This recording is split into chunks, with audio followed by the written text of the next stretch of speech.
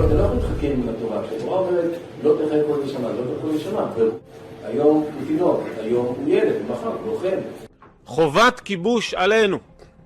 גם אם תושבי חבל עזה היו כל הזמן רק מגישים לנו פרחים. היינו מחויבים בשבת לפתוח במלחמה.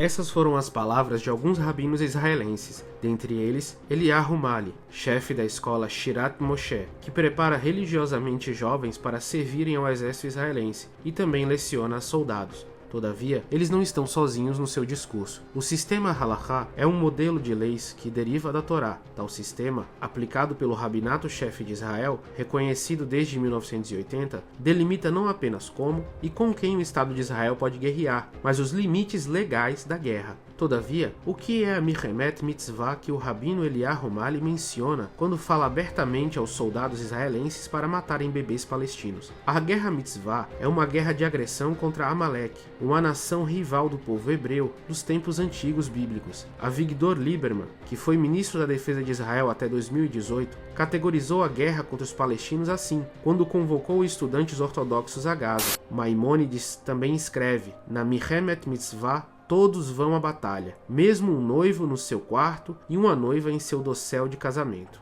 זכור את אשר עשה לך עמלק, נצטווינו. אנו זוכרים ואנו נלחמים. Netanyahu, também em seus discursos de guerra, também faz referência a essas batalhas bíblicas para o extermínio dos amalequitas, colocando-os em comparação aos palestinos.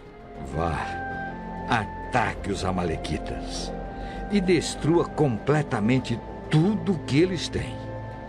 Não tenha dó nem piedade. Mate todos os homens e mulheres, crianças e bebês, gado e ovelhas, camelos e jumentos.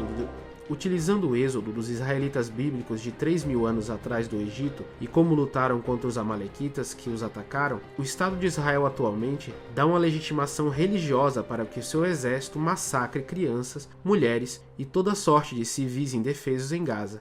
ברוך השם, החרבנו להם שטח עצום, הרגנו בהם עשרות אלפים של המלאקים, כל השאר יסתדר אחר כך בקלות. מוסרי זה להבין שכל ערבי הוא חפץ חשוד. Por tal motivo, a revista Times revelou que mesmo os Estados Unidos, grande aliado de Israel, consideram sancionar o exército israelense. Segundo a reportagem, os Estados Unidos reportaram considerar impor sanções no batalhão Netzai Yehudá, uma unidade dentro do exército israelense, devido a alegadas violações de direitos humanos na Cisjordânia. O rabino Yitzhak Shapira, em seu livro Torá do Rei, na página 226, defende o assassinato de crianças e bebês em defesa do sionismo, dizendo: os bebês encontram-se frequentemente numa situação em que obstruem o caminho para a segurança com a sua presença, e o fazem involuntariamente sem intenção. No entanto, é permitido matá-los, porque a sua presença ajuda a cometer homicídio. O mesmo rabino, Yitzhak Shapira, que, em 2010, defendeu que o exército israelense tem o direito de usar palestinos como escudos humanos, segundo o Jerusalem Post, ainda em 2010, o impacto do livro Torá do Rei no exército israelense preocupava, dada a crescente influência dos rabinos sobre o número crescente de soldados religiosos e o crescimento das yeshivas, academias de ensino da Torá e do Talmud. A questão que surge é se a Torá do Rei e a literatura rabínica semelhante afetarão a forma que os soldados respondem aos eventos nos territórios. O extremismo, todavia, não para por aí. O rabino Yitzhak Yosef fez a seguinte declaração, segundo o jornal ABC News, em 2018.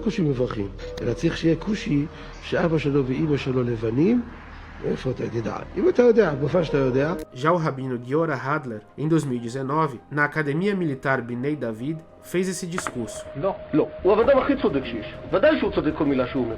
באידיאולוגיה שלו הוא צודק. יש עולם גברי שנלחם, שעניינו כבוד, שעניינו החוות לוחמים. O rabino Eliezer Kshetiel, também da Academia Militar Bnei David, em 2020, declarou o seguinte. Anteriormente, ele defendeu também a escravização de palestinos, segundo o jornalista israelense Yossi Gurvitz. No contexto do atual genocídio em Gaza, um soldado israelense forçou os prisioneiros palestinos a dizerem que desejavam ser escravos. משפחה מאוד מאוד ג'ידן מכובדת חשובה ואנחנו רוצים להיות עבדים של משפחת אזולאי לנצח נצחים.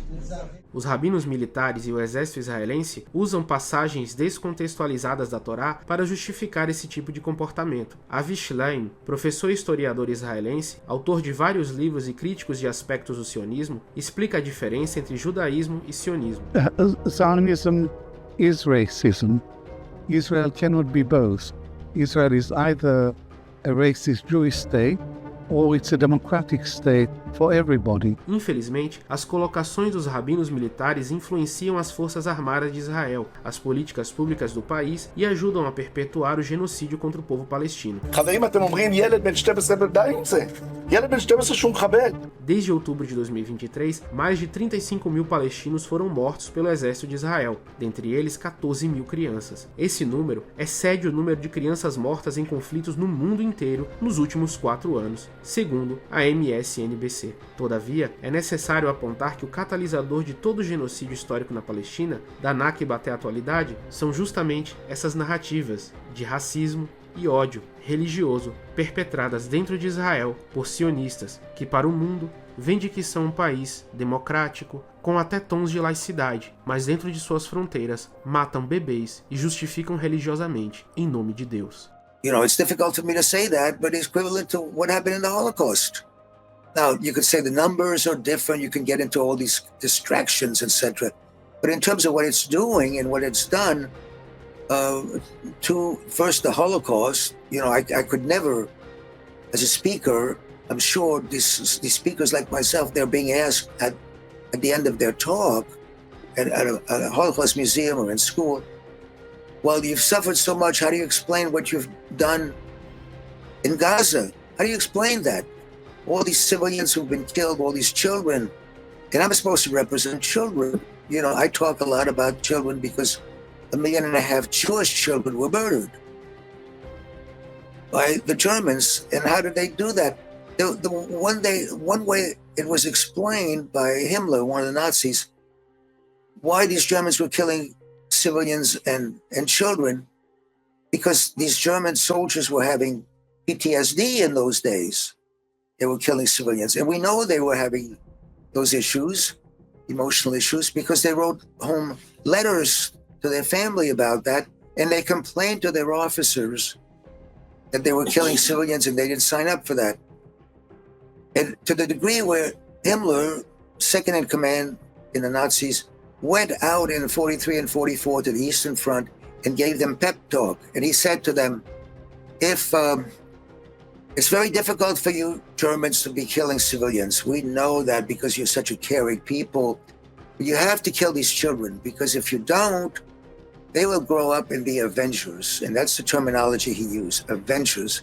They will seek revenge on you for what you did to their family members.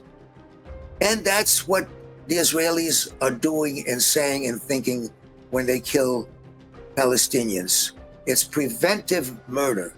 If we don't kill them now, they will grow up and become avengers. História Islâmica com Mansur Peixoto.